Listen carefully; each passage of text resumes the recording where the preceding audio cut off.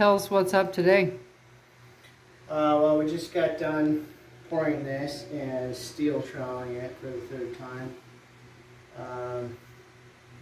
So, even though the form was vibrated quite vigorously, I'm still finding some voids at the bull nose in front, which is disappointing, but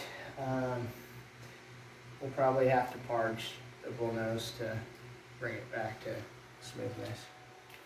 What does parge mean? That's where we mix a fine mortar and basically apply it by hand and then very carefully trowel it off using either curved trowels or rubber trowels, or sometimes just your gloved hands. So I'm bummed about that.